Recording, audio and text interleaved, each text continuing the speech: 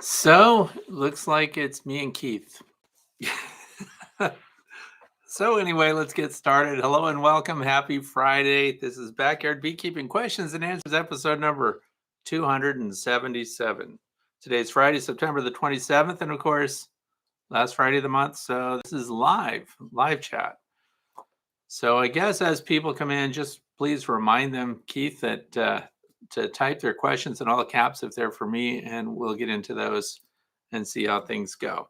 So I'll bet people are going to want to know later on how the weather is doing outside. So we have 72 degrees Fahrenheit here in the state of Pennsylvania, northeastern United States. That's 22 degrees Celsius, 1.8 mile per hour wind. So the wind is insignificant, 78% relative humidity. So the bees are still bringing in nectar resources here in this part of the United States and probably other parts of the country as well, but we are wrapping it up. So we have goldenrods pretty much gone. Asters are the strong input right now for nectar and pollen. And we have, of course, the Maximilian sunflowers all over the place. They're still doing extremely well. And we'll talk more about that stuff, but maybe you want to know what we're going to talk about today after the fact. Please go down in the video description below and see item by item all of the comments all of the questions that were submitted, and they'll be in order and there'll be associated links with those. So people are starting to show up. 1 minute late, Bill Robinson, good to see you. Ross is here. So we have two keepers of the gate here today, Ross and now John McNeil. So thanks. Great to see you all. And says great video with Hillary. So for those of you who don't know, we just did an interview. Well, I did an interview with Hillary Kearney about her new book, which is now available. Just happen to have it here. And it is Heart of the Hive, Inside the Mind of the Honeybee. So it's a great book. It's really good. It seems kind of small, but it has fantastic pictures and everything else. Gigi's here. So people that we know are showing up, people that knew it was going to happen. So if you want to know how to submit your own topic later for consideration for another Friday episode, please go to thewaytobee.org and fill out the page. There's a form on the page, The Way to Bee, and you can submit your topic. And it can be a topic. It doesn't always have to be a question. And it says here from Gigi, 90 degrees Fahrenheit, bone dry California. We have summer dearth because we don't get any water for months at a time. And Wildwoods Honeybee Farms is here too. And that's Grayson. So glad to see you here too. I don't know how you people have the time, but I'm glad that you're here. I know for some of you, especially in California, this is early in the day. So we're in a dearth here in the northeastern United States too. My pond is the lowest that it's been that I can remember. So we need rain. A lot of people need rain. And then other people, on the other hand, getting too much rain, especially down in the southeastern United States, Gulf Coast area. They really got hit. So I'm wondering, in fact, we were all wondering this morning how the beehives are making it down there. High winds, high water, flooding, and everything else. So from Missouri, Terry's here. John's here from Annapolis, Maryland, where the United States Naval Academy is. And that includes the Marines, by the way, regardless of what they say. All right. So what else are we going to talk about here? Lunch here in San Francisco Bay Area of California, watching while I work from home. So that's Mark. So I'm glad that you're here. So if you guys have questions, chime in. I'm going to go ahead and start off with the questions that were submitted during the week. And don't forget that your question should be typed in all caps. Otherwise, I'll guess that you're just talking to one another. So the very first question comes from Claude from Louisville, Kentucky. Funny that we have that town because that is where the North American Honeybee Expo will be in January, and I will be one of the presenters there, as always. Every year, Cayman Reynolds is nice enough to invite me to be there and to talk. So here you go. That's what we're doing. So in Kentucky here, several years ago, it says I began painting my hive bodies different colors in the belief that it would help bees find their home. Then I heard a talk by a professor, and I deleted the professor's name just because not sure, and who I think I found that bees do not see or rely on color. So the question is, does painting hives different colors help the bees find their home? So this is actually an area where A lot of beekeepers make funny statements like bees cannot see red. Bees do see red, they don't see it as red, so things are different. Bees see in an ultraviolet spectrum that you and I do not see at all. And it was interesting to me. So I'm going to talk about a few things regarding how bees find their hive and home and things like that easier. But at the Dice Lab, at the Cornell University Dice Lab for Honeybee Studies, all the hives there had these little squares on them. It looked like 4 inches by 4 inches, and they had little, barely visible to us, hash lines on them. And I thought, what are those things? And they were painting with ultraviolet paint. So that was interesting to me because the bees see in this color spectrum, and you and I would see it as non-contrasting, and the bees see it as an illuminated beacon. And it was part of a test that they were doing to see how bees locate their homes. So, but from a practical standpoint, those of you who are, just building hives or setting them up, think about physical features in your landscape. Bees navigate by the sun, we know, but they also navigate heavily by different landscape features that they see on the horizon and close by, and it helps them orient to their hive. And then as they get closer and closer, they rely more on, of course, pheromones in the hive to make sure they're in the right place, even though a lot of drift happens. But they also do colors. Strong contrasting colors to us may not be very contrasting to the bees. So for humans, colors stand out to us that the bees barely notice. Look at flowers. We see flowers out, yellow flowers and things like that. Different times of the year, the blooms are different colors. And the bees, when they look at a yellow flower, they don't see a yellow flower. They see a very distinctive pollen area on the flower. So, and sometimes the petals have leading lines if we could see the ultraviolet spectrum that leads you to the center. But what's far more important for the beekeeper, the position of your hive, direction of the landing board, any memorable things for the bee that are next to it. Maybe there's a big rock there. Maybe you built it next to a bush or something like that. Those things help your bees notice, but they do get very specific when you get close. So I have an observation hive building, for example. Every single entrance to the observation hive has a physically different configuration. So one's diamond shaped, one's a regular square, another one has a big extension roof coming off of it. Those are far more valuable to your bees when they're memorizing where they live than the different colors that you might paint on there. So colors are kind of for you. Anyway, I fooled around with the bees a little bit on how well they're orienting to what they see. And so I had a queen excluder that you set on the front, usually when you want to keep a swarm from leaving because we don't want the queen to leave. So I had a queen excluder on for 2 or 3 days.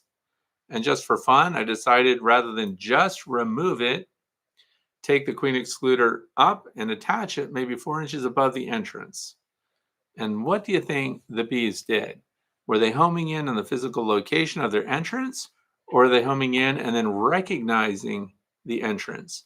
Well, let me tell you, most of them were recognizing the entrance because what they did is now they flew into the queen excluder inches above the actual entrance, and then they were walking down the front of the hive and then going into the actual entrance. So that was a really funny and educational way to understand more about bees orienting to what they physically see over the colors that they're painted and things like that. So high contrast is not a waste of time. You still need to paint your hive or have some kind of preservative on your hive. But the physical shape of those entrances will help your bees orient more. So you might take little triangles and squares or even hexagons, cut them out of wood, and then attach that to the front of the hive off to the side of the entrance. Those would be more valuable to your bees, physical dimensional traits of the hive when they're orienting to a specific hive.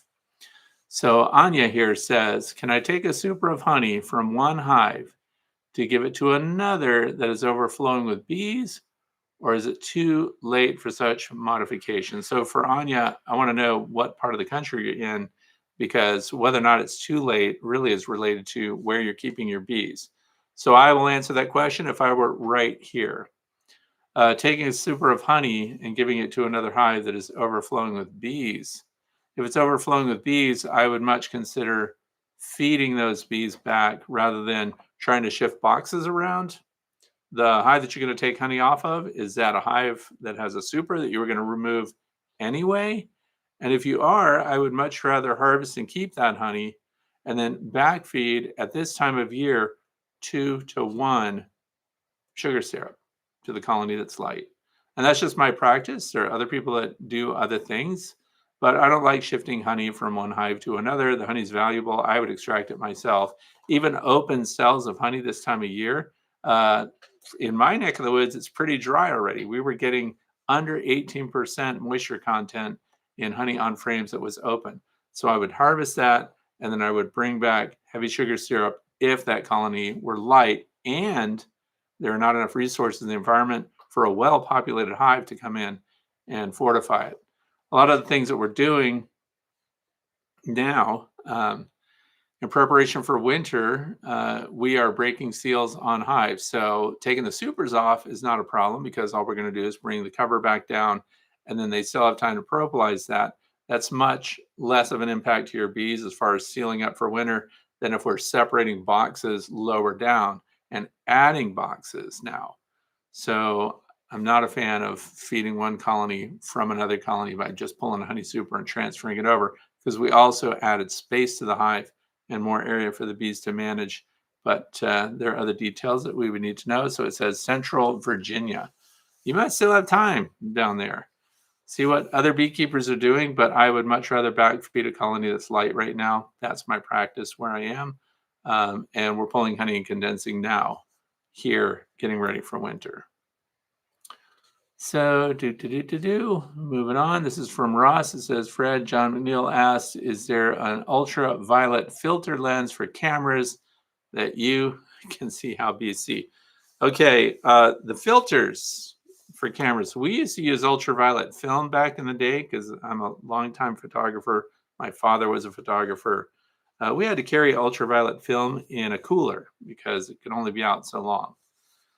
Filters for cameras, if it could really see the ultraviolet spectrum, there again, it needs to be not just the ultraviolet spectrum, but the spectrum that a honeybee sees, which can even be different. But there are people that do ultraviolet photography and ultraviolet surveillance, for example. And sometimes that involves casting a light on the surface rather than filtering it down. So I don't know of a camera filter that just goes on your regular camera. You get into much more expensive actual ultraviolet cameras because there's a lot more to it than just putting a filter on. Although if somebody has researched it and they have a filter like that, we have polarizing filters and things. But as far as ultraviolet spectrum filtering, that's much more difficult. So I don't know of one off the top of my head. It's an interesting question. It'd be great because let me tell you what, if one were around, and it were reasonably priced, if it were, under $1,000, I think I would have one just for kicks because the way it's a real eye opener to see a field of flowers the way honeybees see them. We see all the colors because, we're human. We see a full spectrum of color. When bees look at it, they see very distinctive flowers that look to us like they kind of blend. And they stand out and they're prominent and allows a bee to really zip right in there, get close enough and smell and now sense the flower to see if other bees have been on it, if there's nectar left and things like that. And bees themselves are leaving little tracks on the surface of the flowers and the petals and things like that that also communicate to one another through pheromone. And for all we know, maybe something visible is also going on there. But what we see and what bees see is incredibly different. And I would think that just a filter wouldn't do it. It would have to be an actual ultraviolet camera. The film that we used to use was very expensive. And it was at the St. Louis Zoo, by the way, because I don't know why we were doing that. We were looking at reptiles through ultraviolet. I don't know why. But the film itself only reacted to certain light spectrum segments. So maybe you could go back to film, see if that stuff is still available. That's the best I have for you right now. So what else here? When do you know your hive is ready for winter? When it's the last time you get into your hives for the year? So for me here, the last time we are cutting down on opening hives right now, but the last part of the year, the cut, line for me is when we have freezing temperatures at night. And that's not just a one-off, so if you're Celsius, that's 0 degrees Celsius. For us, it's 32 degrees Fahrenheit. So at night, if it's dropping below freezing, that's it. I'm done. I'm not getting in the hives anymore. So by then, we should have identified colonies in our apiary. Since most of you, I'm just guessing, are backyard beekeepers, you're not dealing with 100 hives. You go through and you find out which ones are going to need care, which ones have a hive that's too large for the number of bees that are occupying it.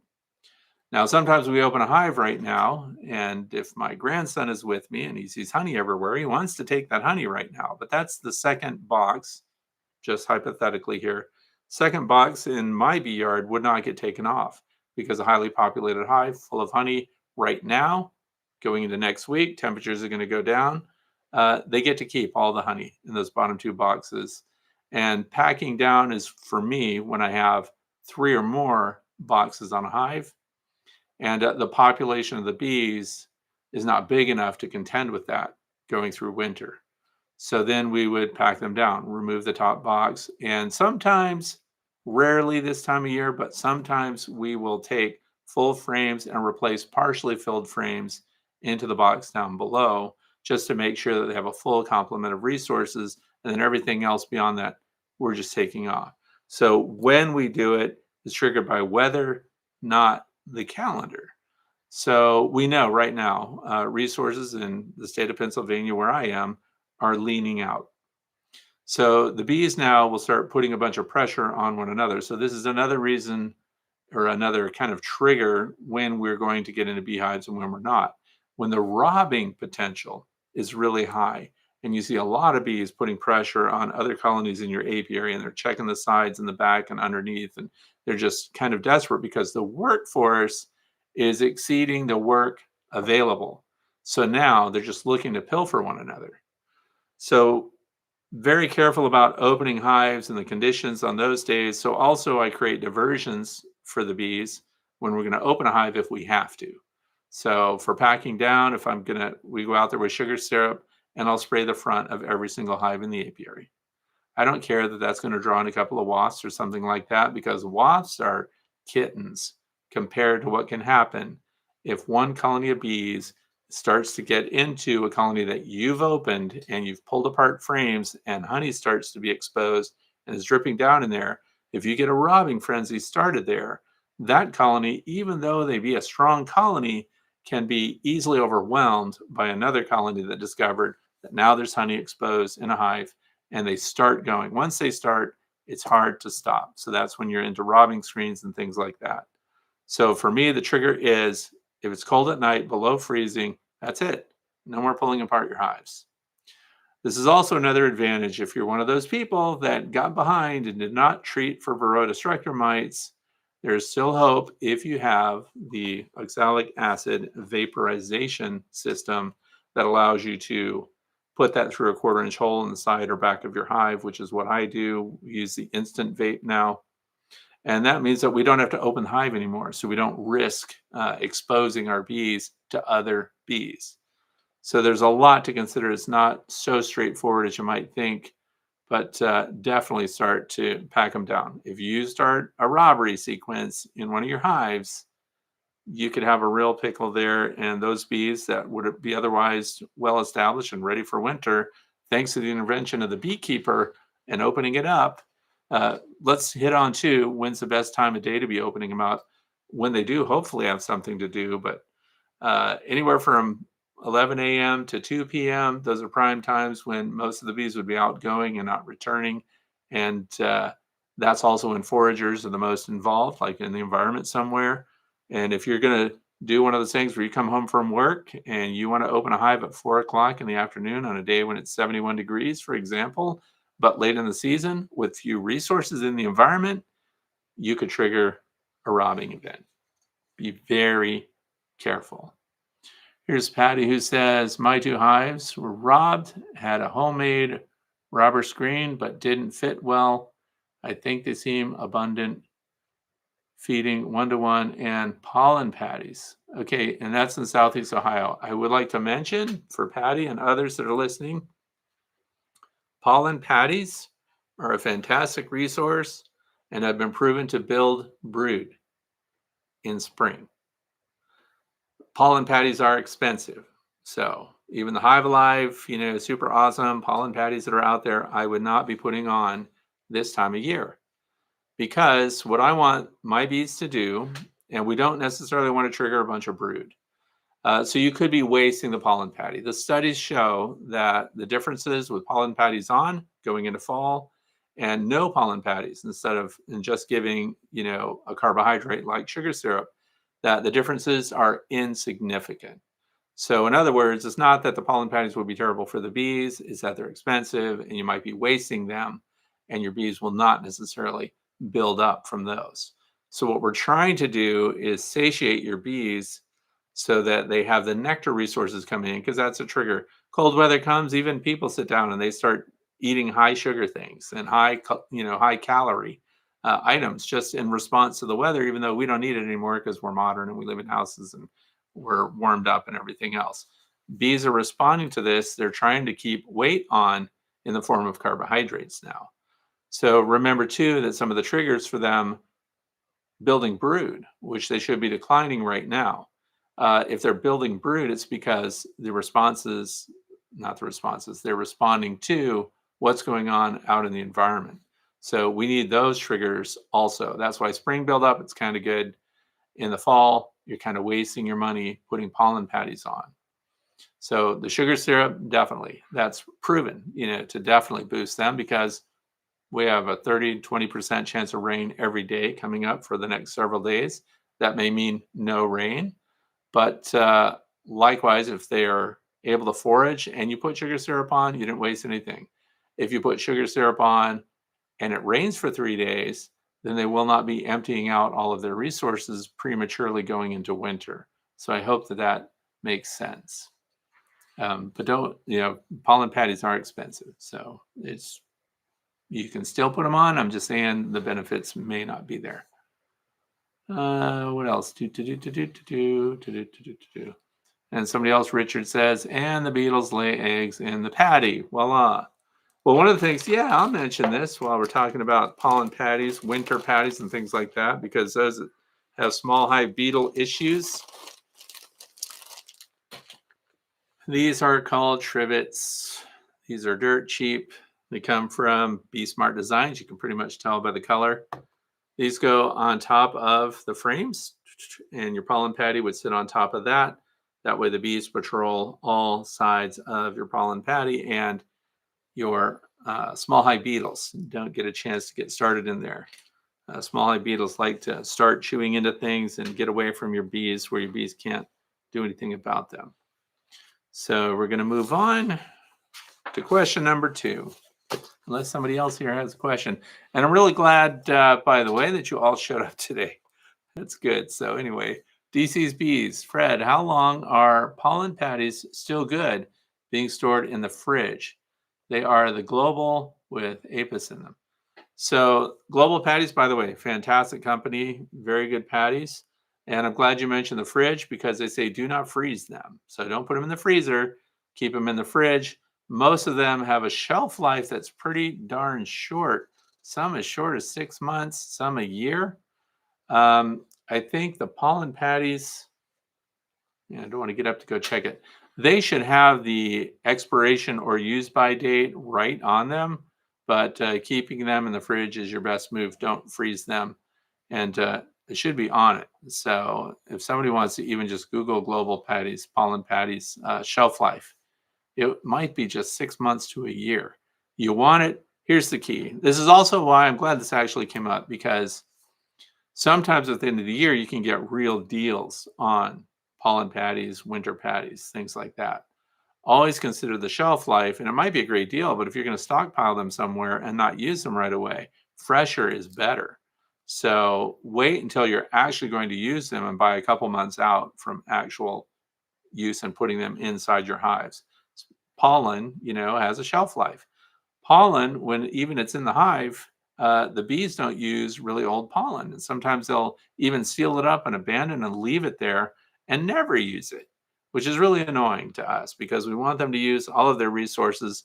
It's another reason kind of not to bring in new pollen at the end of the year when they have pollen in the hive that we want them to consume use up.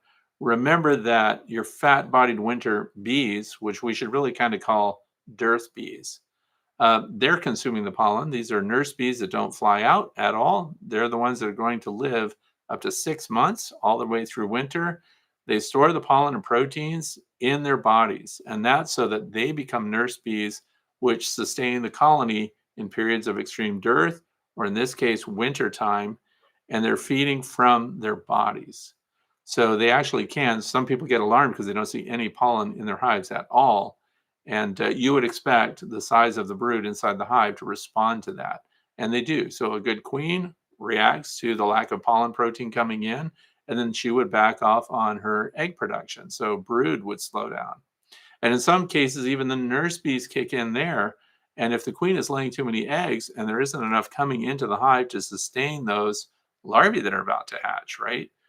They start to consume the eggs. So this is another time when new beekeepers get alarmed, because if you have, as I do, observation hives, and you say, oh, look at all the eggs in here, and your grandsons come in expecting to see larvae in those cells 3 days later. They come in, they see all the cells are empty. Well, they got police stopped by the nurse bees because there weren't enough resources coming in. And then I don't want to artificially stimulate pollen for them, at this time of year going into winter, because they're scaling down. I don't think, I can't think of a reason why you really want them to boost huge numbers going into winter unless you have a completely undersized hive. That's pretty much it. So anybody have an answer for DC's bees to see how long? So here comes again. Do you trap pollen and feed it back to them in early fall? I do not. I don't feed any pollen in the fall. If I wanted to see what's going on, and I wanted to use something that is inexpensive and proven to boost them, it would be AP23 dry pollen substitute. So I wouldn't collect pollen, store it, try to make my own pollen patties and things like that. Instead, I just take egg cartons and I put AP23 on the egg cartons. I only put them out in the periods of time when the bees are actively foraging, so they don't stay out overnight, they don't stay out day after day. I carry them out there, put them in the sunshine, and then I put them away at night. And that AP23 has proven to boost or at least bridge the period when they're lacking pollen. So it's got a shelf life too. So you don't want to load a bunch of that up. And why would it say AP23 instead of Mega B, and instead of Ultra B, which comes from N-Lake, Mega B, which comes from Better B? AP23 outperformed them in studies consistently. So putting that out, dry pollen sub, much better than putting in pollen patties, because guess what? The bees then, who's getting it? The foragers. So here's why I like it. They're tying up the foragers. They're giving them something to do, and then they're bringing it in. So there they go. So I don't trap them. I have trapped pollen, but my son eats it, and it really wears me out, because half a day of pollen, he just eats it, spoonfuls and stuff. I don't even know why. Anyway, moving on. It says, as a breeder of azaleas, which are said to be toxic to honeybees, is there anything I can do to select a cultivar that is good for honey, wild bumblebees? If you're talking about a cultivar specifically for azaleas, I don't know of any. Here's the thing about azaleas. Unless you have so many of them that is the primary source of nectar for your bees, I don't think that's a huge risk.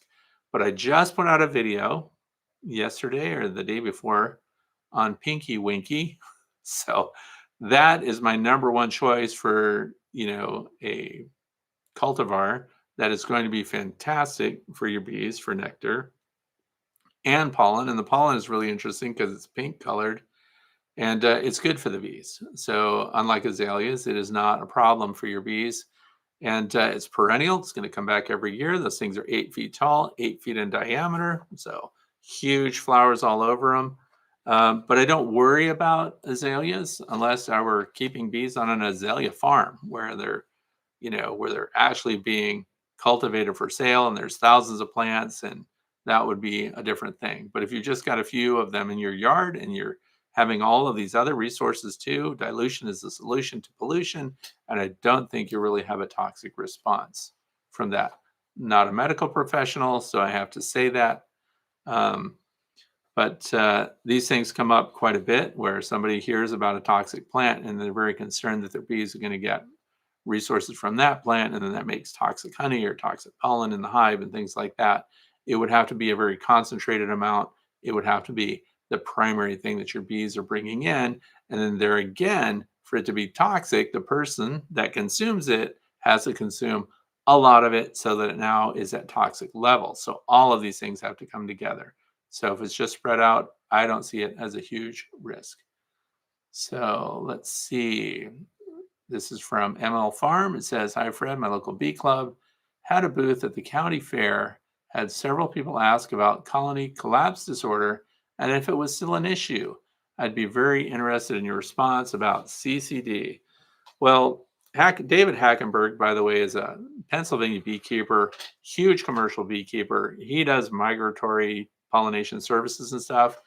And he's the one that said it was his colonies were collapsing, that they were dying. He had wintering bee yards, right? Colony collapse disorder became kind of a description for a colony of bees that you go out to inspect your bees, expecting to see how they're doing. And not only are they, you can't assess how they're doing because the colony was empty. They didn't just collapse and die, they departed. And this is why David Hackenberg was alarmed, because a huge percentage of his colonies absconded. So we didn't have bees to test. So that was the big problem. But CCD is one of the reasons that I'm here in front of you right now, because I was interested in helping investigate that and taking pictures of the conditions of the honeybees. Colony collapse disorder is something, it's a term that we really don't like because it's kind of a catchphrase and there are many moving parts, right? So what's wrong with the honeybee is, what came of that. And so then what's wrong with our agricultural practices? Because the finger pointing started, we have all these different issues going on.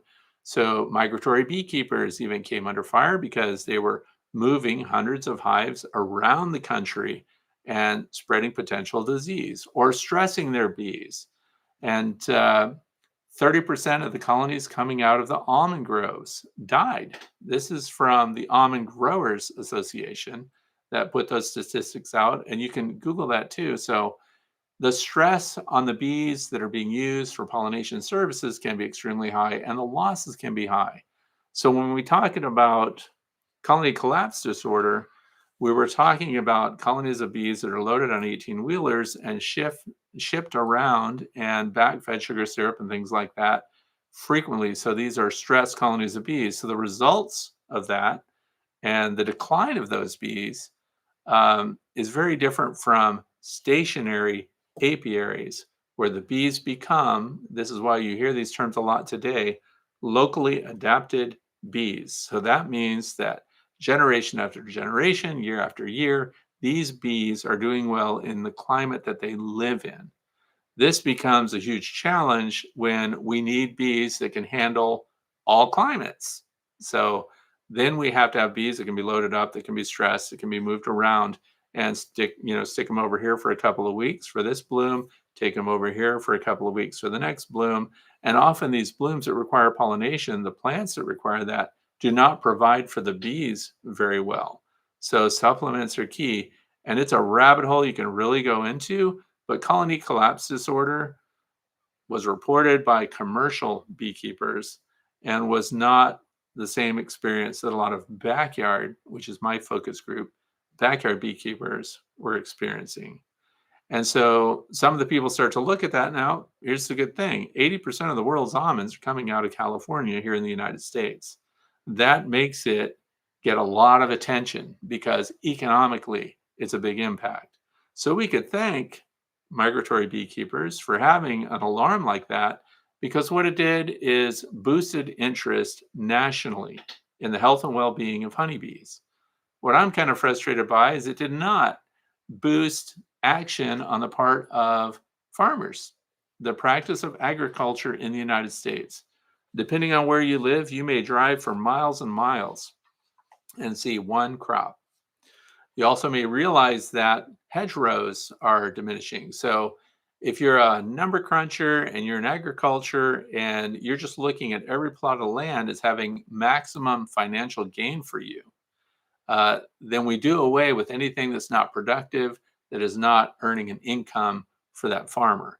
This is not default farmers. This is the pressure of shaving down the profits to a point where using every inch of soil available to you becomes valuable, and therefore we can't let any of it go to wild flowers and things like that and support pollinators aside from honeybees.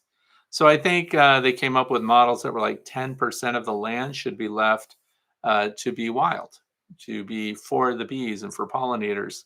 And so all of these kind of proposals have been made, but you know that departments of agriculture are state by state, and each one has their own way of dealing with it, and each state has to have their economy, and agriculture can be a big part of that depending on what state you're in.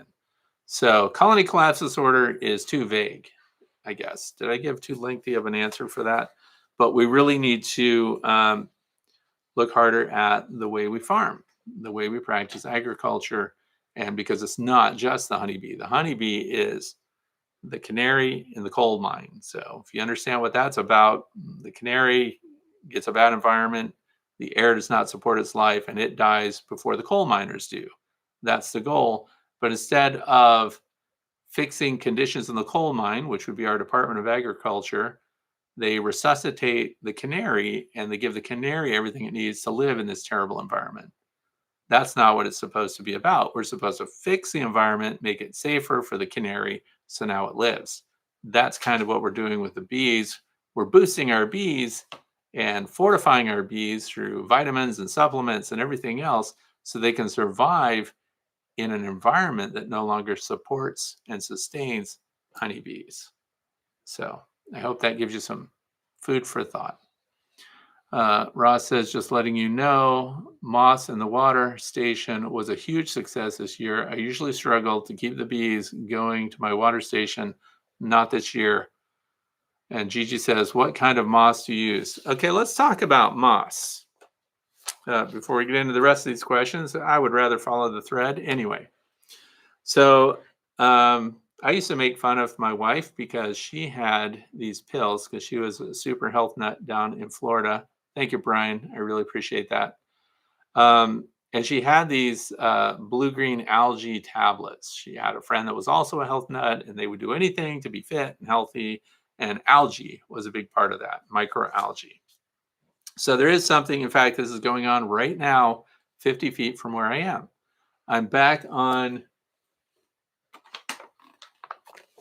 spirulina. So now I'm not saying that this is the only spirulina that you should be looking at, but I did reference this at another Q&A, and I put up the links of current studies. And this morning, I didn't bring it with me, of course. Didn't know that this would come up. But moss, so water that has algae in it, the bees show a preference for it. Bees are onto something.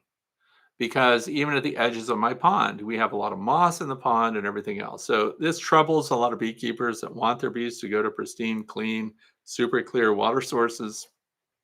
Bees tend to be drawn towards water that's mineralized, and different times of year they go for different things. This is why bees also go in the spring onto gravel roads. I happen to live on a dirt road, and the bees will be out there. What are they doing? Well, if there was ever salt used through the wintertime, these salts and minerals are still now in puddles in the road, and so the bees are there. The spirulina, this is very interesting. It's almost, I will put the link to the spirulina study down in the video description after this is all processed and everything. For those of you who want to read studies, it's almost too good to be true. These microalgae are incredibly beneficial to the bees, and the results, and this is not a one-off, this is not one study. In other words, the current study is less of a study and more of a master's degree student actively compiling all the research that's been done on spirulina and this type of algae. And then what the benefit is to the bees. So right now I'm feeding that because we finished taking honey off of our hives, and now I'm back feeding with sugar syrup with spirulina in it. And we're doing different levels of spirulina. Now, you may recall that I don't know if it was last year or the year before, we had a whole case of spirulina patties because, again, the science was so strong and the benefits to the bees were so convincing that, wow, we should be having spirulina patties.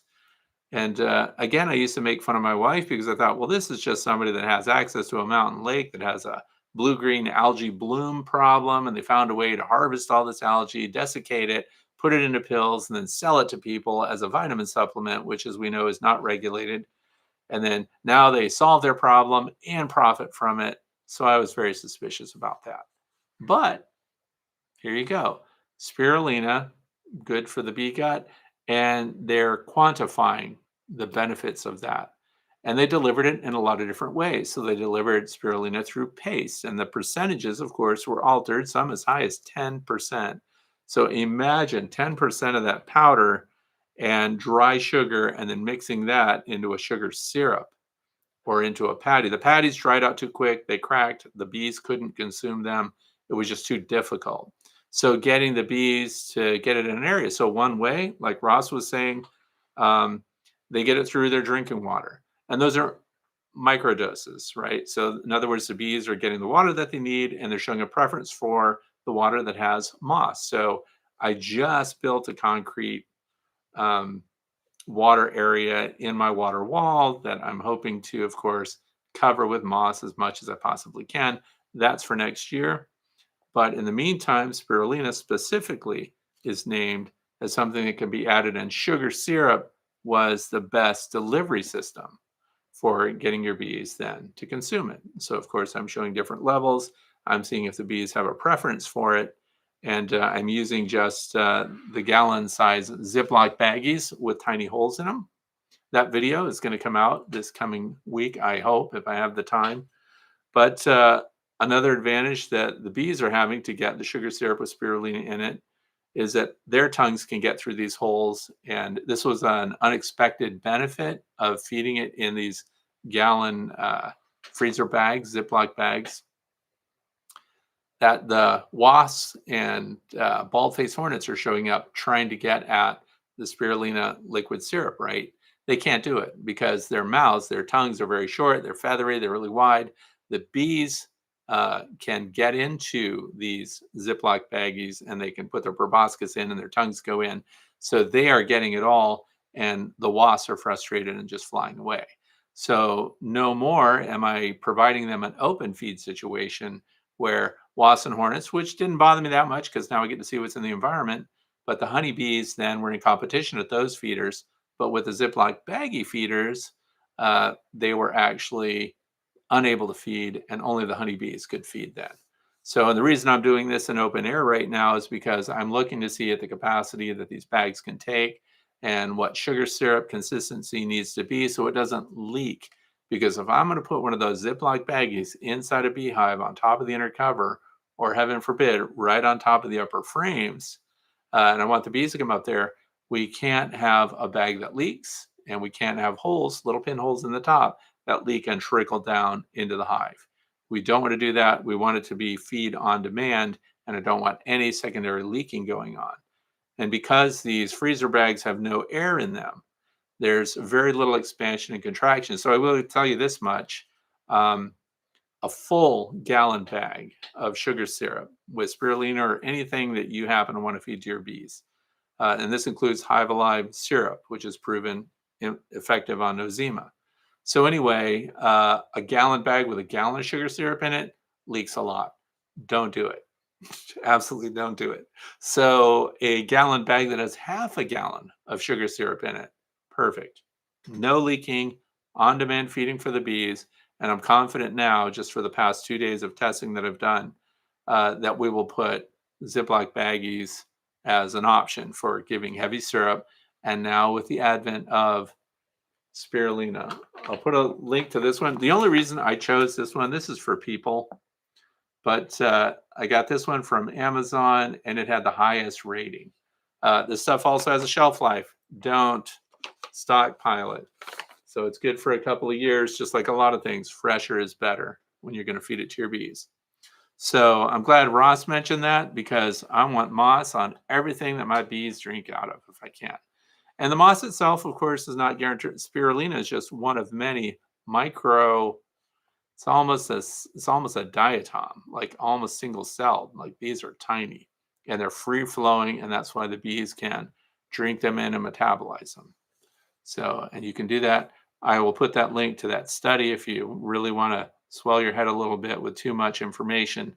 I will put that down in the description later. So, what else do we have? Oh, so here we go. Somebody else is talking about bees, the water in my gutters. So, same thing. If you could, I don't know if you ever did this study, if you took earth science or biology in school, but you go out to a pond and you take a syringe and you suck a bunch of the pond water and then you put it under a microscope. It is amazing how much is going on in there. And we're going to talk a little bit about what is in your water already later on because I have another question that somebody asked that led me down that path. So, question number 2, it took us this long to get to that. It says, hello, Dunn. VSH bees are so defensive, which I can get honey, but I cannot enjoy watching them. Can you try Caucasian bees? Caucasian bees. They're so nice. You can even pet them, it says. So, this leads me to several things. First of all, the bees that I get, Caucasian bees, I've heard very good things about them. But we're using locally adapted stock. So we're right back to kind of where we started with talking about colony collapse disorder. Locally adapted stock does continuously very well. And what you feed it is not so significant as what's available in the environment. But what I want to talk about is recently I posted a video, not a very popular video, but it showed that when you open a hive, because we were trying to keep it from being honey bound, last thing I want is a swarm of bees going into October. So I open them on a cloudy day. Now, on a cloudy day, overcast days, bad weather's coming, your bees are naturally crankier. But this was a wake-up call for beekeepers in general. If you're a beekeeper, often you'll learn from someone who's very comfortable wearing no personal protective clothing at all. And unfortunately, that becomes kind of a litmus test for, hey, does this beekeeper really know what he or she is doing? If they show up in a full bee suit, they must really not know anything about bees. Okay, so I am concerned when I hear people say that or demonstrate that. And the reason is bees can be potentially dangerous. You can have a colony of bees that shifts their attitude. You could be out there every day with your cup of coffee in the morning or whatever, visiting your bees, everything is great. And then one day you're inspecting the hive, and because you've been told that you need to look like you know what you're doing and have no personal protective clothing whatsoever on, and you drop that frame of brood or you pull a frame of brood and you get a cook-off. So cook-off is a military term that things are hot and the round just goes on its own without being fired. So you get a cook-off from your bees. Now all of a sudden you've got 20, 30 bees in your face. You may not be able to stand your ground and close up the hive the way you should. So you need to be able to stay calm. You need to be able to put your frames back. You need to be able to put the inner cover back on. And without antagonizing them further, bees are going to be after you. Well, the bees were after me, but I expected it. So, I've been keeping bees for a while. I understood that opening my hive on an overcast day could solicit a response from the bees that I don't want.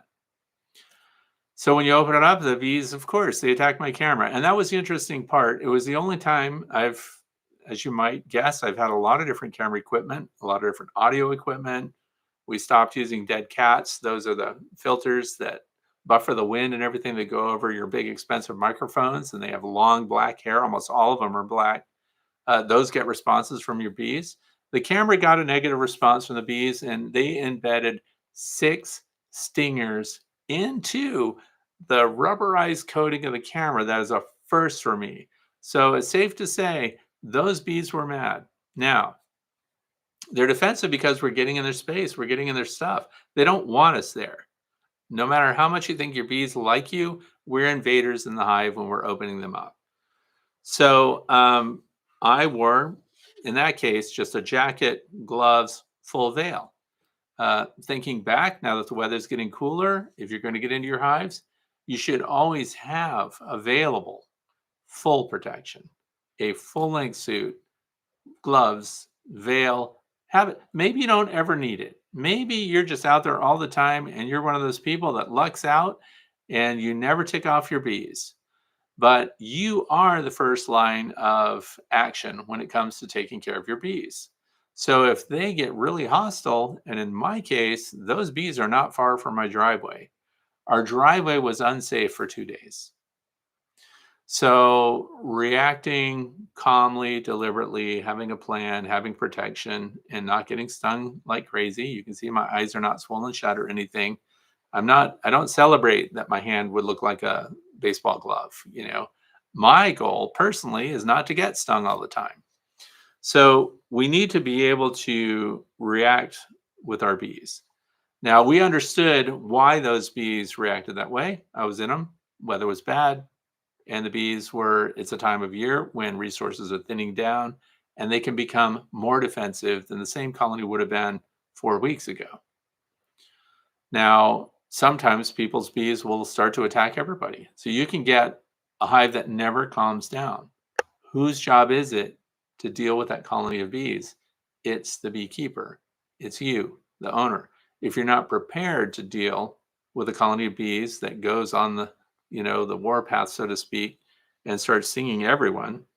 I was concerned about UPS drivers, FedEx drivers, anybody coming up the driveway. I almost roped off my driveway, and my driveway is 300 feet long. So I just warned everybody, if you come up my driveway, you have to wear a veil. You have to be protected. It's your job to protect the public from your bees, because the spinoff of that, if something really bad happened, if your delivery person was stung by a bee and they have an anaphylactic shock situation, then that's all on you, because the bees are there because you're there. And beekeepers have been sued. So personal protection, you have to have it. And if I had bees that were as hot as these described here in this question number 2, I would requeen those bees. I would go from Calm Genetics. You can breed for temperament. So, we're not big queen breeders. We're not going to come out with our own line of bees because we're just backyard beekeepers. So hive by hive, colony by colony, we favor some and we dislike others. And the ones that are consistently difficult to work, great candidate to requeen them, because I think that we owe it to ourselves so that we can have peace and quiet while we sit out there and everyone we know doesn't get attacked. So I think it's good. Question number 3. Let me see if there's any questions for me. No questions for me. If you have a question for me, it should be typed in all caps so I'll see it. You're not shouting. We know. You're just getting my attention. So all caps if it's for me. Question number 3 comes from James Barron 1202, and that's the YouTube channel name. There was a husband and wife. Oh, so now we're talking about hot bees again. There was a husband and wife hospitalized today from a bee attack in North Richland Hills.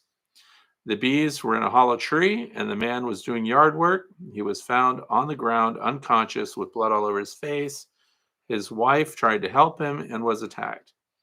I just saw in the news that, and I was hooking up a hose to a faucet near one of my hives 2 days ago, and they started after me, hitting my face, and I ran in the house. I was mowing on my tractor yesterday, and another hive got after me, and I learned the hard way years ago to put on my bee suit when I'm mowing near them. Now, that thing about mowing near your bees gets a lot of people. So I've had beekeeping friends that went in their house and couldn't go out because the bees were attacking full force. And so they called me to see what I would do. And of course, I said I would come over there because I want to see this behavior. I want to see how hot a hot hive is. And, how about your fellow beekeepers? But he was stung through his bee suit many times. So they were intense. And so that's a candidate for euthanasia. So you get rid of those bees. If they're that dangerous and that persistent, and if you can go 100 yards from your bee yard. And I don't just mean in the immediate event, I mean hours afterwards. If they are attacking people 100 yards away, you have to go deal with those bees. And I think the New Jersey Beekeepers Association or something like that, their most popular video ever made was because he had to use dish soap, like Dawn dish soap, and water, and he had to euthanize a colony that was attacking him. So he walked around and showed you what that looks like. And actually, they were not as bad as some of the ones I've seen before.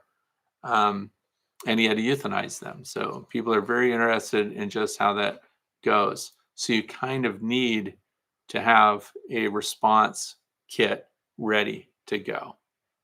Dish soap, water, full protective gear, even if that's not what it's worth repeating, even if it's not what you wear. Now, the other thing about mowing, we mow in the bee yard, we use an electric mower. So food for thought. Mowers thump the ground, so they create a vibration. Bees don't like it. So the other thing is there's exhaust. If it's an internal combustion engine, there's exhaust coming off of that the bees also may have a response to. So if you could just get battery-powered mowers or battery-powered weed whackers even for around your bee yard, then you're going to cut down on the response that you get from your bees. Now, my wife uses an electric mower to mow the bee yard, and she wears a full bee suit when she does it. So there are vented suits and everything else. She's not been attacked while she's doing it, but that's just a precaution that she takes. My grandson wears a bee suit. He gets to use an electric mower because it's a bagger and it's a pretty darn safe piece of gear. So, and the weed whackers, if you're weed whacking, the battery-powered weed whackers are good. I just go ahead and use a gas-powered weed whacker because it's more powerful, lasts longer. And I just don't let the weed whacker hit the stand of the hive, because if you ever want to grab a hive and do that to it, it's weed whacking the stand and sending a vibration through them, which will get you a response. So electric makes things a lot safer. I think also they sell electric riding mowers now for those that use those. And just use them around your bee yard and you'll cut down on some of the responses that you get. But, and the people, there was nothing anybody was going to do about the bees that are in the tree. That was not under the management of a beekeeper. But loss of life, that's a serious thing. So I did look that up, by the way. How many people die from bee stings in the United States every year? And the statistics, it's not as dangerous as you might think, but on average, approximately 60 people in the United States die each year due to allergic reactions to bee stings. So these are people that are allergic to bee stings, bee venom. They suffer anaphylactic shock, so they go into anaphylaxis. And 60 people a year might not seem like a big number unless you're one of those people that died. But here's what I want you to understand is that if those were your bees, you don't ever want to be the person that kept bees that were genetically so hot that they would attack unprovoked and cost someone their life. That is irreversible. There's no way to recover from that. So I would ask you, please, to think about the defensive levels of the bees that you keep and where you keep them and what the potential risks are to others who may come around who are not beekeepers, who are not ready to cope with that. That's a high number. And I looked up too and made a comparison between bees and wasps and hornets, for example. Now you might think that wasps and hornets kill more people, but it's not. It's honeybees. So it's not a joke. We can get warm and fuzzy about bees, and we just really need to keep in mind that they are venomous insects and they have the potential to sting. So anyway, Philip Morse, is there going to be a fall harvest for the supervisor to sell? Okay, he had orders already, and he got his honey to sell. Unfortunately, he did not. And for those of you who don't know what we're talking about, the supervisor is my 9-year-old grandson. He just had a birthday. He tells me he's been a beekeeper since he was 2 years old, so that's why he knows so much about bees. I don't know. He's been with me ever since he was 2, but he does not have a surplus of honey to sell, and his flow hive failed him. So the bees are working the flow super. They never filled it. So he has a good attitude about it, though. He says, okay, so next year, because that was the first year with that colony in the flow hive, And so he's hoping to have honey of his own to sell because trust me, he has already done the math and he knows exactly how much money he is going to make off of honey. Now, if you want something interesting to look up, just as a side note, look up the most expensive honey in the world. And I think it's called fairy honey or something like that. And it's really interesting what people can get for their honey. Quinn, my grandson, sells his honey for $22 a quart, but he has this whole math sheet on how many bees lives, 2,000 and some bees to make that quart of honey. So he markets it pretty heavy. Some people get a lot of money for their honey. Dr. Leo Sharashkin, who has his bees down in the Ozarks of Missouri, his honey is half off right now. I just got that email, and he's selling it for $50 a pound. That's discounted. So actually, Dr. Leo has the most expensive honey in the United States that I know of. And I think he ties it in with the environment that he's producing his honey from. But we would never get that here. But the supervisor did not make big sales. So, but his clients are satisfied. Let's see, electronic mower, Eco electric mower works great. There you go. That's a good brand, by the way. Keith Spillman says, all my hives went crazy after Helene passed all of them. I think it was the sudden rise in barometric pressure on the backside of the fast moving storm. Storms, I mean, the bees don't, does that mean, this is Keith Spillman, by the way, half tracks and honey. So are we saying that they just became defensive after the storm passed with no interaction with people? Because the other thing is, what's a storm do to a beehive? So let's go there. If you're going to get 60, 70, 80 mile an hour winds, which my hives have all been exposed to, it's like somebody vibrating the hive, really shaking it up. So I think that you would get, a highly defensive situation. That's not the time to run out and check all the bees.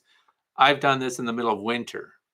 Run out when it was really cold, but we had 60 mile an hour winds. We had a winter storm come through. I had cameras on the hive. I watched the hive blow over. So what did I do? I ran right out there to put that hive together and stand it up with the blowing wind, the cold, and everything else because the front had passed through. So now the winds were reduced. We had 35, 40 mile an hour winds. So I had to put them together as quick as I could, and then I had to run away. And I almost posted the video, but I decided not to because I couldn't let anyone see that I ran away from my own bees, but they were on me. So in the freezing cold, it was amazing. So yeah, just be familiar with your bees and everything else.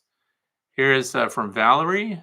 It says, hello, Fred. The link for the switchgrass pellets is not working. Do you know if the pellets are still available? So what we're talking about there is the Northwest Pennsylvania Beekeepers Association offered switchgrass pellets. And it was a fundraiser for the nonprofit, which is the Bee Club. And they were selling switchgrass pellets, which turned out to be a super success because they work so well. And as I've said before, they're my favorite pellets. Here's the problem. I try to warn people that they would be done this month, and they are. So what that boiled down to is the volunteers that we have in our organization that we're putting in hours packaging and shipping pellets. It was a huge job for them to do. And by the way, shout out to those people in my beekeeping club that took that on. All I did was tell people about it. So my job was easy, and they are discontinued. So if you follow the pellet links now, there's nothing. Now, I don't know if that's forever. We have to have a meeting to see if somebody else is going to volunteer, because you know how that works. People volunteer for something, thing is going to be easy peasy, but somebody had to drive to Ernst Seeds, pick up the pellets, box the pellets, ship the pellets. Somebody else had to receive the payment for the pellets, and so on. So I really want to thank all of you who purchased those pellets and supported the fundraiser. It was very successful, and it just became so much work for those who were bagging and shipping and responding to buyers that for now they've shut that down. So there are no more switchgrass pellets for sale. And you might wonder if Ernst Seeds, because they are members of our club, by the way, that's our connection with Ernst Seeds. So there may be start up again in the spring, but through the holidays that are upcoming, Thanksgiving, Christmas, and all that stuff, there won't be any switchgrass pellet seed sales for the switchgrass pellet smoker fuel. So, but thank you so much for those of you who did that. And what else is going on here? Keith says they all covered up the front of the hives like bearding and filled the air, but not defensive just everywhere. Okay, that makes sense. That's much better. I'm glad they weren't defensive. So, and again, thank you so much for those of you who supported the fundraiser for the pellets. It was very good, and the feedback has been fantastic. So the other thing to consider too that I want you to think about, when you have hot bees, some people intentionally keep hot bees. Okay, let's say you're one of those people.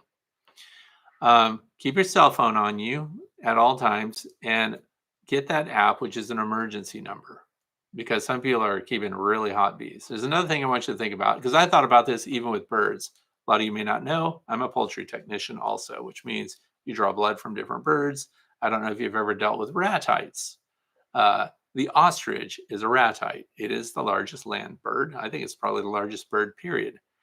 The ostrich, not too far from me, kicked its owner in the femur and broke his femur.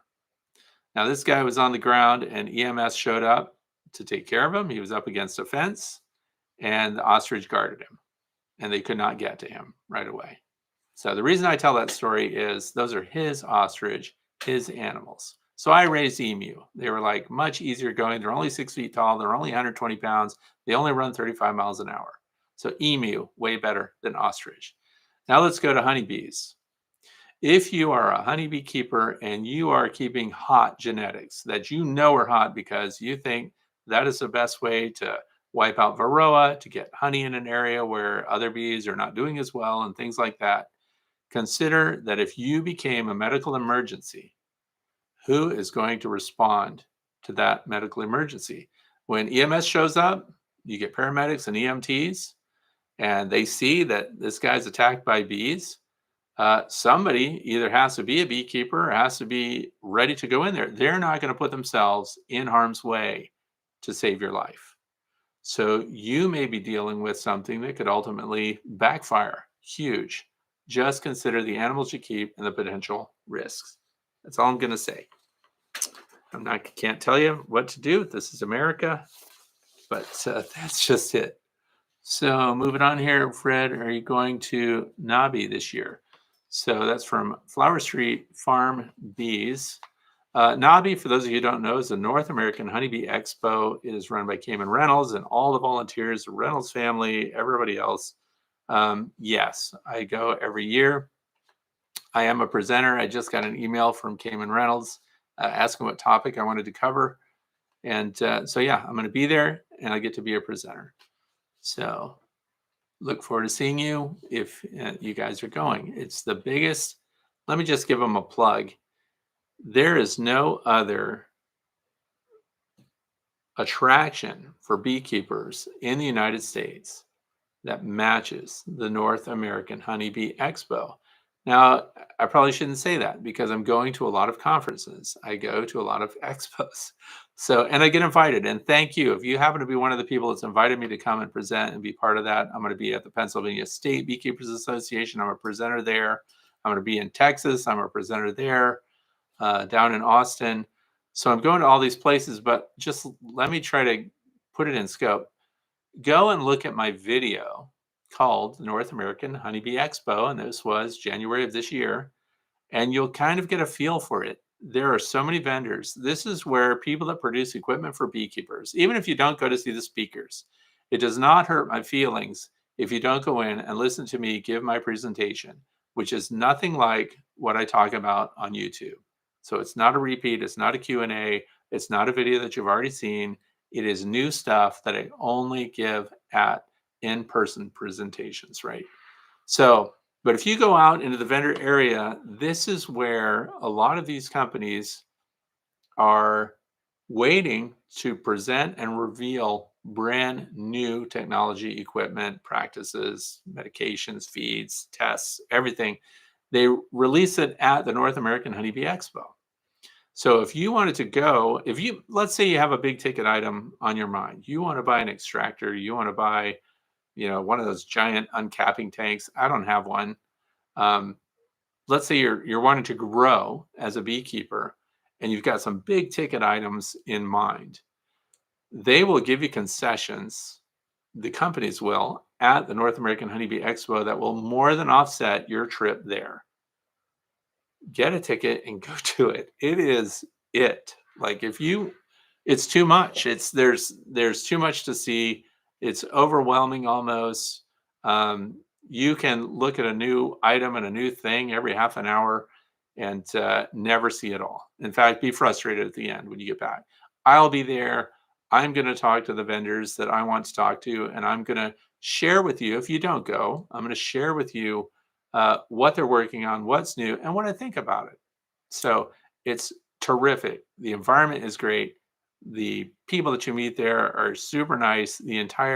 If there's an energy that surrounds a gathering of people, it is positive. It is a fantastic thing. That's enough. Let me move on now.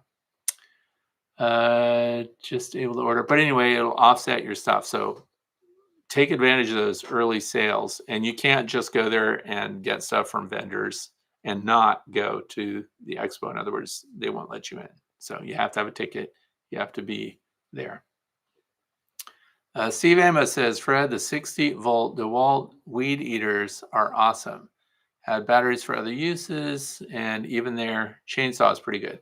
I have that DeWalt chainsaw, by the way. I like it. I also have the telescoping chainsaw that cuts their branches. Anyway, so there you go.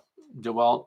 I'm sure a lot of people have their favorite stuff. Just read reviews, pick what you want, and there's batteries for everything these days. So if you're already invested in DeWalt line, which I am, then because my instant vape or my oxalic acid vaporizer is also DeWalt, so it was a no-brainer there. Good stuff, works great. Kevin Lancaster says, I have two-frame mating nukes, both with mated queens. I raise them, have backup queens. I would like to hear what you would do with the queens and colonies if I don't end up using them for my other colonies. That is a pickle for Kevin. This is why I don't breed queens, because a lot of people ask, do you use the Nico system? Yes, I would. If I were a queen breeder, I would use the Nico system. I've seen lots of great methods for breeding queens, but you end up with a bunch of queens that you don't need. Now what? You sell queens? You have to have them in a finishing yard, then you have to mate your queens, and you have these mating nukes, and now we have these little colonies of queens which just explode. And by that I mean the population goes nuts. You have a bunch of bees that now don't fit in their little nukes anymore. And I would look for somebody that needs them. If you belong to a bee club or something, I would put the word out. I would, give them away or something, help new beekeepers that might, because here's what happens sometimes to beekeepers at this time of year. We're in this, month of September. Summer's over. And some people are discovering right now that they're queenless. Now what? Well, so I tell people, because do I just let them die? Do I just neglect them? Well, first of all, that's not neglect. If they're queenless, they don't just die. They're not suffering. The bees that are in a colony without a queen, they live out their lives. The nurse bees make a transition. They activate their ovaries. They start laying eggs. They start producing drones to the point of their death. So what they're doing is they're just living out their lives, and there's just no replacements coming in. So if we look at the organism as a living thing, that living thing dies. If we look at the individual bees in the hive, they're just living out their life. By the time they're foraging, they're good for 2 weeks, and then they're done. So if you've caught it early on, and if you've got more than 5,000 bees in the colony, if it's really tiny, if they're the size of your fist, they're done. Putting a queen in there won't help. Because remember, even if it's a laying queen, you put her in there, you're 21 days out from emerging, workers. So, but if I had extra queens, I would be looking for people that suddenly found a colony queenless and they still have a good population. The colony still has potential. And I would do that. But otherwise, you have extra queens. Exactly why I don't raise queens, because you just end up with a lot of queens. And now we have to pick and choose which ones get to, produce young for a colony. So I don't have great answers for that. Yeah, Gigi Henderson said Ernst Seeds was making the pellets, but they don't sell them commercially, only as correct. Ernst Seeds will not sell direct to people. They won't accept another fundraiser. Remember, they're connected with our bee club, and they only did it for that. That's what it was. So, this is from Quadruple X. Were your bee club teams making the switchgrass pellets from scratch, or was there a commercial manufacturer? Oh, that's what that answer was. Ernst Seeds was making them. Ernst Seeds has the capability of making pellets. Not an easy thing to do. So we were in fellowship with them, and that's how it went. So they're commercial. Our guys didn't make switchgrass pellets. So Ross Millard says, bet it would be worth it to sell switchgrass pellets at North American Honeybee Expo. A lot less work with no shipping. Could be, but you have to pay for a booth at the North American. I don't know if booths are even available now or if all the spots are picked up. It's going to be bigger than last year. I personally wouldn't even have a booth at the North American Honeybee Expo. And here's why. I want to get around and see people. I want to meet people. I want to see their stuff. I don't want to be responsible for going back to my booth. And because I've been asked if I would have a booth. No, never. Because I'm there to see all the other people. I don't want people to come and see me. So that's just not my thing. It's enough that I have to go in and give a presentation, which I like because I like to talk to people and I want to show you the things I've learned through the year. And I want to give you a couple of wow moments. That's what I'm there for. But yeah, there'll be a lot of things, people could sell a lot of things. And in fact, you know what the number one, this is Ross Millard saying that, but the number one thing that was coming out of some of the vendors that were there last year for the first time is they wish they'd brought more stuff because they sold out so fast that they had to keep their things there until the last day. So they wouldn't let people pick up their stuff and leave right away. I mean, they probably would let you, but they had to ask people to please leave it there. So they even had a display to the end of the expo because all their stuff was sold. People come to the expo wanting to buy stuff. That's what they do. I bought stuff. That's why I was there. I want to learn new things. And if something wows me, I'm going to buy it. That's what I want to do.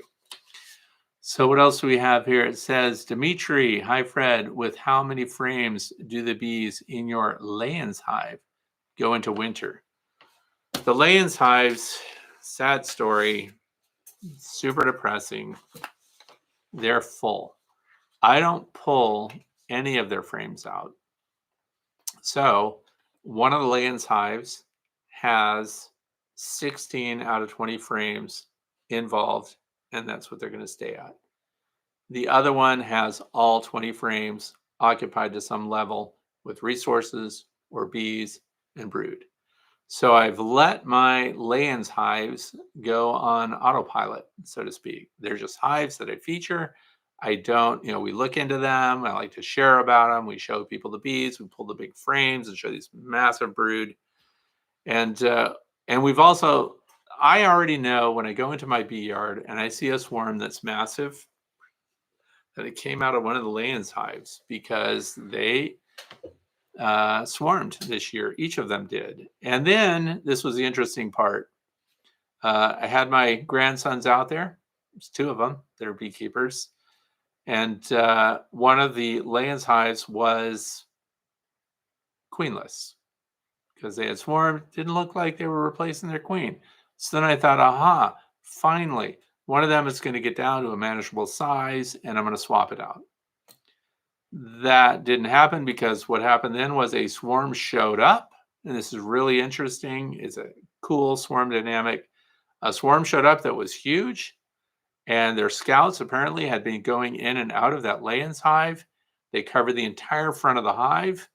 The queen went in.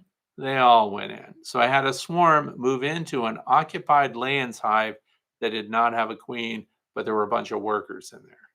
So that was one of the easiest hands-off things. But anyway, that wasn't the question. The question was, how many frames do I leave them going into winter?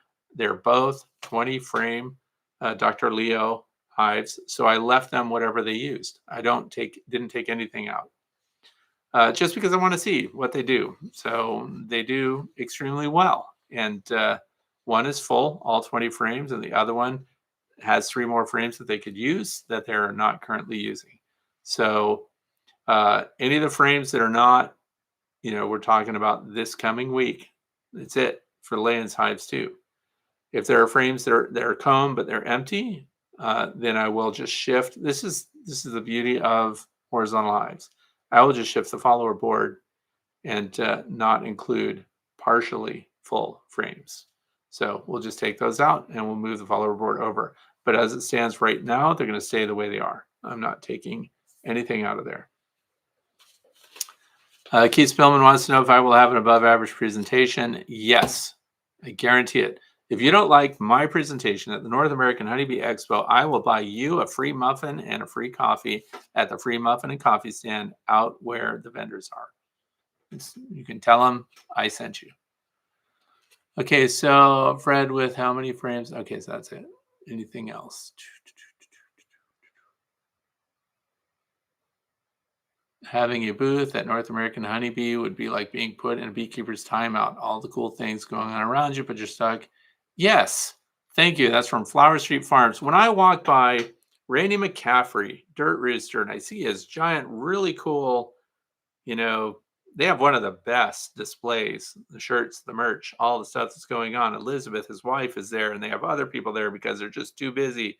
That's the last thing I want to do. As cool as that is, and having people come to you and say hi and shake your hand, I'm sure Randy just gets tired of talking and shaking hands with everybody. That's not what I want. I want to be out and about. I want to be mobile. I don't want anybody to know where I'm going to be for an extended period of time, because then they can catch me and, I don't know, prank me or something. So, Fred, I think the folks would love another tribunal with you, Dirt Rooster, Mr. Ed. Okay, so I was told, for those of you who don't know, Cayman Reynolds, in all his brilliance, put me, Mr. Ed, and Randy McCaffrey on stage together with no prior prep. They just said, we saw it on the schedule. All of us did. Fred, Dirt Rooster, Mr. Ed, cut-ups and cut-ups. And so we just went up there. And I actually tell you what, I really liked it, because all we did was go up there and talk, catch up with each other. Just happened to be a room full of people while we did it. So it was a lot of fun. And I heard that we're doing something similar. But for those of you who know how comedy routines work, I'm the straight man. So somebody has to keep those two in order. Okay, so that's what that's about. So if you come to that, once again, if you don't like it, free cup of coffee over in the vendor room. Timothy says, by the way, if you have questions for me, they should be in all caps. So it says, Timothy Mitchell, did you raise emu for food, meat, and eggs? And what does it taste like? I'll tell Timothy right now that emu tastes like steak. It's not like a bird at all. It's very expensive. But the reason I was keeping them was to document the significant stages of growth and development of the Australian emu, starting with a 51-day incubation cycle with those eggs.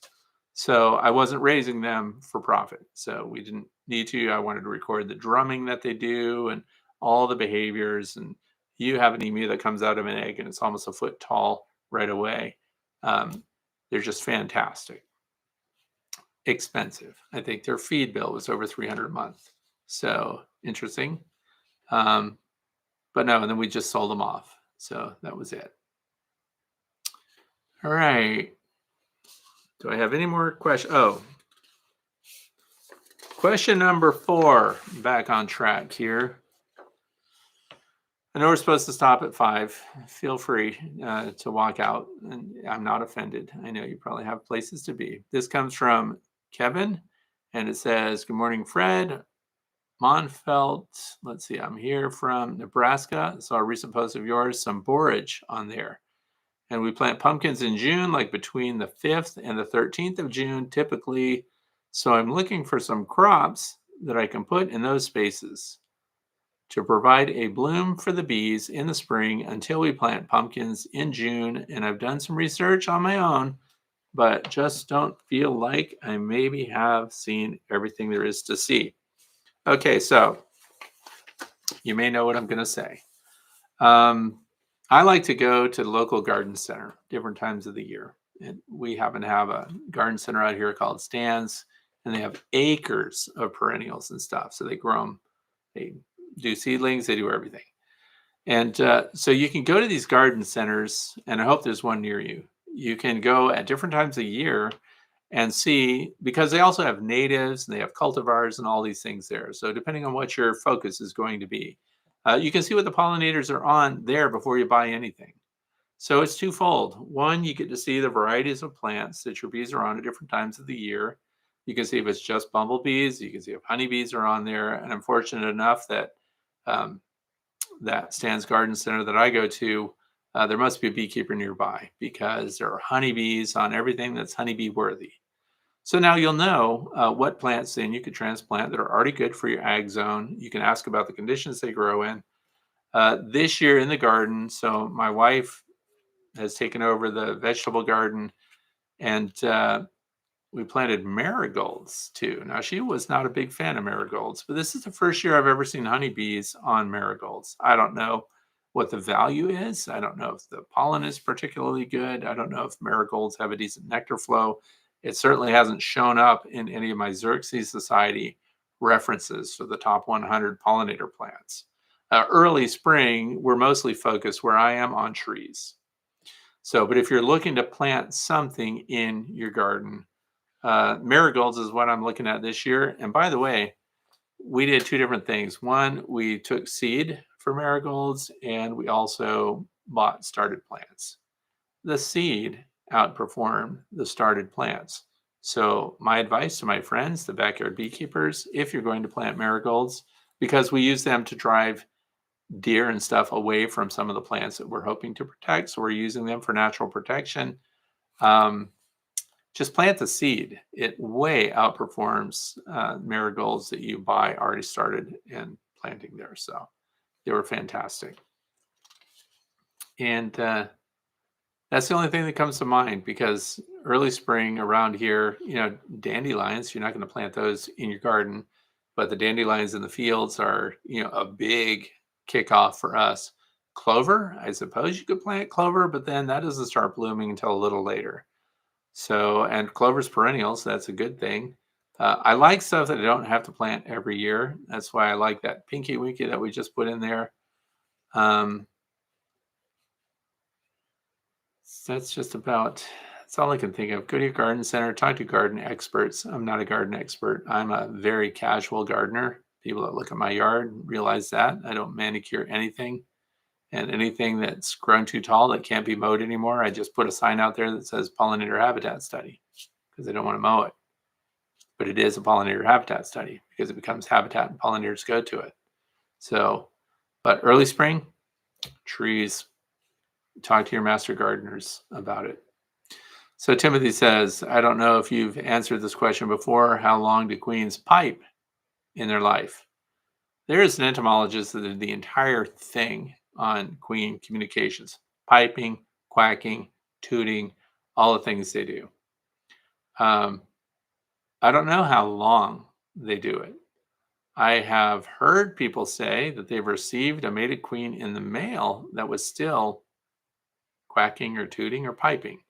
I can't tell you the subtle differences of those things, but I hear queens piping inside hives when they're just emerging from their cells. So that's going to span, from the time the first one starts to come out of her cell, this emergence cycle that happens. They've carried on talking back and forth for 3 days. The reason I know that is because I'm out there recording them. And I think it's ridiculous that one queen emerges and she does the and then you hear another one inside. So she's basically saying, I'm over here. Come find me through my vibrations, and then please tear a hole in the side of my cell and sting me to death. Because that's what happens. Unless the bees that are inside decide that they have a preference for one of those queens, because they all start piping back and forth. They're letting each other know where they are. So the first one that's emerged is the one that's mobile. She can go around and kill these others.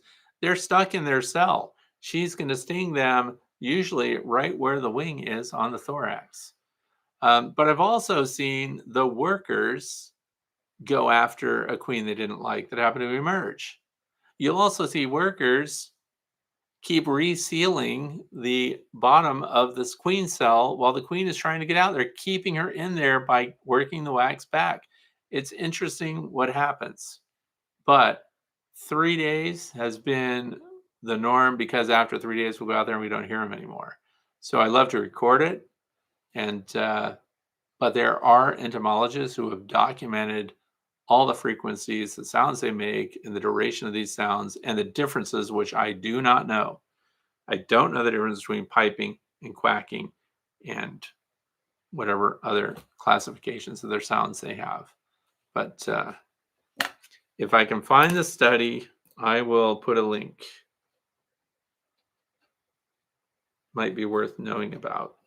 But it is fun to be showing somebody a beehive and hear a queen piping. That lets you know the swarm has happened, is about to happen. At any rate, you need to pay attention to that colony. This is from Dimitri. It says, the last couple years, some farmers close to my house started growing common sunflowers. I'm talking at least 50 acres where the bees go forage on these sunflowers. Okay, so interesting thing about sunflowers. There's been a lot of study on the different varieties of sunflowers and the quality of their pollen. And in some cases where the pollen from the sunflowers even demonstrated that it had a positive effect on your bee's ability to fight foul brood, of all things. Because remember, the pollen gets used by the nurse bees to manufacture the resources that are then fed to the developing brood in your hive. Now, the fields of sunflowers, you have to find out the specific variety of the sunflower.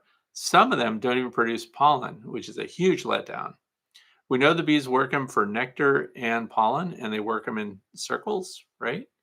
So I plant, sunflowers by the thousands every year. And I know that they are case by case, type by type. I don't know how we classify the sunflowers. But anyway, you need to know specifically what they are because some of them are designed so that you can't seed them, right? You can't grow other sunflowers from them. So they do a one-off. They produce all that seed one time, but then they'll say, this is interesting too, by the way, while we're talking about sunflowers. How many times have you been told that the black oil sunflower seed that you get for your bird feeder has been irradiated or something and you can't plant it? Yet you explained to me how come sunflowers grow up underneath the bird feeders every year. I would say that a lot of them will grow, and what's cheaper than a 40-pound bag of black oil sunflower seed? Compare that to the cost of $300, which I spend to plant sunflowers of different varieties throughout my property. So if the black oil sunflower seeds work, but you're going to have to observe them and see what your bees are doing. If they're working them with their proboscis and they're getting nectar from it, case by case, I don't know how much nectar they would get. And then, of course, they're getting pollen from it because you're going to see pollen on their corbicula while they're working the sunflower. Now, here's one of the things for those of you who are looking at sunflower varieties that you're thinking of planting on your property. Some of them are designed to be pollen-free, and that's because the sunflowers are grown to be cut and put inside your house, and then people complain because pollen is all over their, their table and stuff. So the last thing I want is a pollen-free sunflower variety. I want loads of pollen, and I want my bees to get it. So there's a lot of different stuff. But don't have a better answer than that. What else?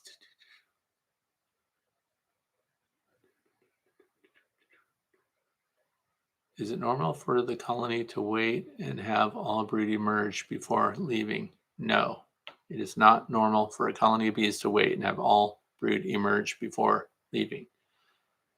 When they swarm out, if it's a normal swarm, an abscond can happen for a lot of different reasons, and then they'll abandon their brood. So they don't generally wait. You've got a colony that has, to go all the way back to the beginning of today's discussions, they have collapsed when there's no brood and no adults in the hive. That's a colony collapse. So that means there was no reproduction long enough, and then eventually even the residual bees, rather than try to develop drones, they just departed the colony altogether.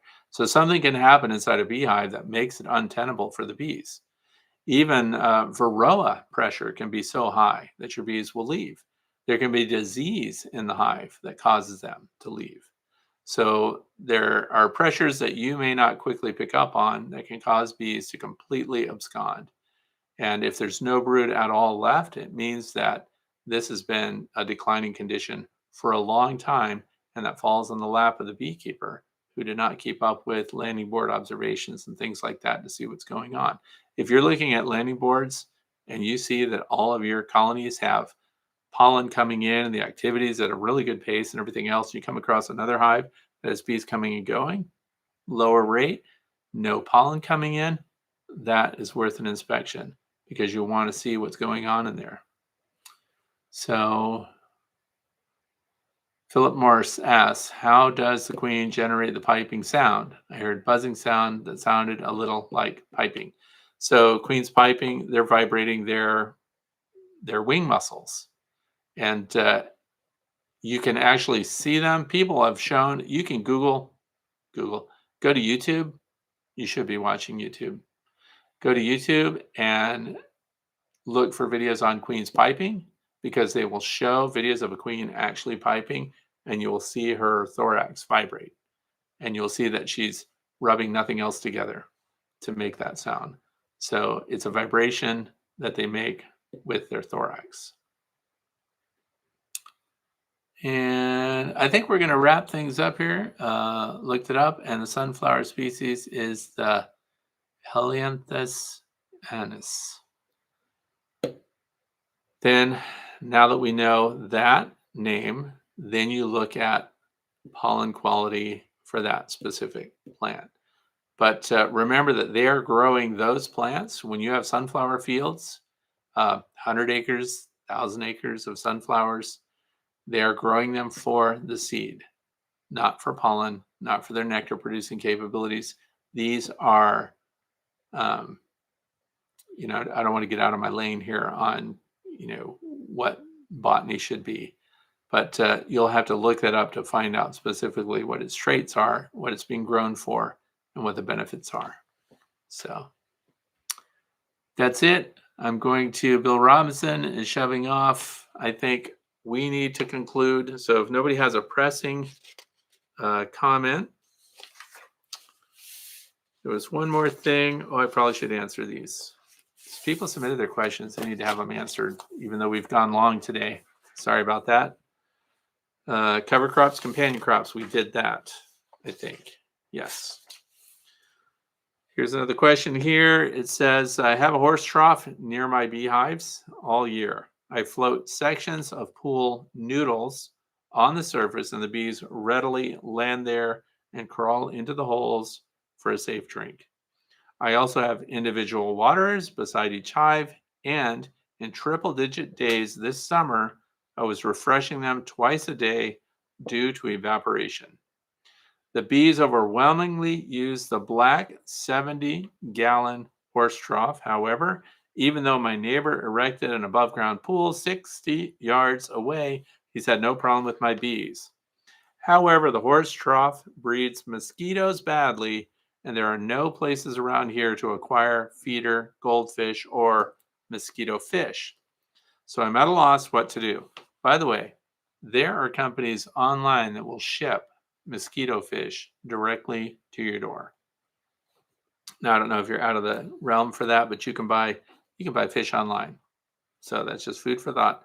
I'm thinking about draining and painting the inside white with enamel paint as mosquitoes lay their eggs in black standing water. It might lessen the problem, but not eliminate it completely. What are your thoughts on this? Okay, so painting it, I do know this. Standing water is good for mosquitoes to have lay their eggs and for their larvae to develop. Standing water in the sun is even more promising for them. For what reason? We'll go all the way back to the beginning where we talked about spirulina and we talked about moss, and we talk about moss that grows in the water. And there are things that grow in the water in the sun that we can't even see that mosquito larvae feed on. So I was thinking about this, and I'm so glad I I'm glad I'm answering this question because I did some research today on it. How to deal with the mosquitoes that are in that trough. So here's what I was thinking about. They have fairly inexpensive solar powered fountains. I'm not saying turn the trough into a fountain. I'm saying take that fountain that's solar powered and the ones that have the separate panel and then they've got the little motor that moves the water that makes the fountain. Take that motor that moves the water that makes the fountain and put it in the bottom of your trough. This is what I would do, just me, because if we can get the water moving, mosquitoes don't want to lay their eggs in it.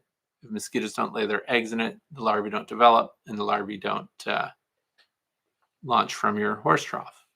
So, and it didn't say whether or not livestock are feeding from this. I would guess they're not. I don't know because I would think that would disturb the water too. Anyway, because I've had rain barrels do the same thing. So you could put that solar panel and then put the motor underwater and just let it blow the water around inside. It doesn't have to come through the surface and create a fountain, which then would accelerate the evaporation of the water from that 70-gallon trough. So if it just sits on the bottom and keeps water moving, that would make it less appealing to the mosquitoes. You would have also, they're pretty darn delicate, which is interesting. The mosquito larvae need to access the surface of the water. That's why stagnant water is what they prefer because they get their little snorkels up there. I know there's an actual entomological term for it. I just don't know what it is. But they actually put a little tube up at the surface and they need to breathe surface water. And then they go squiggling around. And they have a little filter system that gets these little tiny microbes that they're feeding on in the water. Because that was the other thing I thought, well, we could interrupt their feed. And I thought if we put like a couple of pool tablets in there, that would do that. But apparently, standing water, they'll even develop and grow in some chlorinated water unless the chlorination level is really high. And we don't want that because bees will go after chlorinated water. We don't want high chlorine. So moving the water, that's what came to mind for me. A solar powered fan, not fan, but fountain system that you just take the fountain parts off and just let the motor circulate water inside there and keep it moving. And whatever you decide to do, if it works, let us know. I don't think it being black. I know that mosquitoes are attracted to black because it looks dark and everything, but I've had these blue Welch's plastic barrels, and mosquito larvae have developed in those. That's what prompted me to put feeder fish in there. So that works.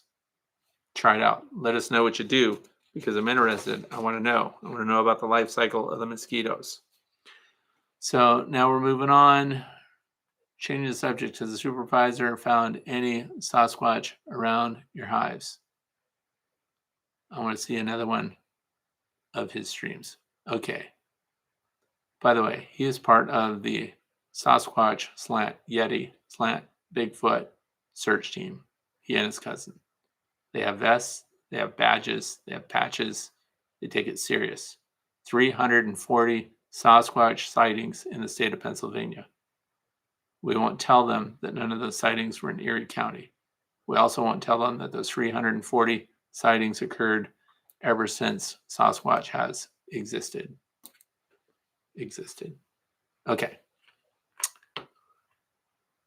Now, EL says use BT. I know there are mosquito tablets you can put in, and they claim they are safe for your bees. But I'm assuming that the person asking this does not want to treat the water with anything to kill them, but that's true. They say that it works and that it's not, that they had to prove that it would not impact bees. Me personally, I would pick another method other than treating the water before I would put that in for my primary bee feeder since the bees are visiting this trough. And Gigi says, I would wonder if the BT would adversely affect the bees. There's no evidence that it does. They had to prove it didn't. But guess who does these studies? And I'm not saying don't trust the studies. But when companies produce these things, it is the same company that does these impact studies and has to prove that they won't happen. So if you're going to follow my mantra, which is to fail safe, don't use them. Okay, let's see what else. That's it. That's it for today. Do your own research, question everything. Look stuff up. Don't let your bees drink something extra that you don't completely know about. And in closing, I want to recommend this book if you haven't seen it before, Heart of the Hive. This is by Hillary Kearney, Inside the Mind of the Honeybee. It's a really good book. If you didn't see it and you want to listen to something while you're doing your chores and gardening and stuff, it is also in Audible, and it is narrated by Hillary Kearney herself. That was part of the interview we did. What's it like to narrate your own book? How to go, and so on. So please listen to that. So I love the answer. I use goldfish or pinhead minnows to eat mosquito larvae. That's it for today, you guys. I want to thank you for being here and for commenting in the section, and hope to see you in the coming week. Watch for some of those videos coming up. Pay attention to spirulina. For those of you who like to feed supplements to your bees, the results are very impressive. So I hope you have a fantastic weekend. Thanks for being here today.